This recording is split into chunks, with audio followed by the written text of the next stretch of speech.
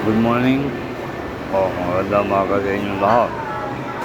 Ito po si Alfred Briones, magtuturo sa inyo ng salita ng Diyos. Ang ating pong topic ay ang promises of God. Ang promises of God ay napaka-importante sapagkat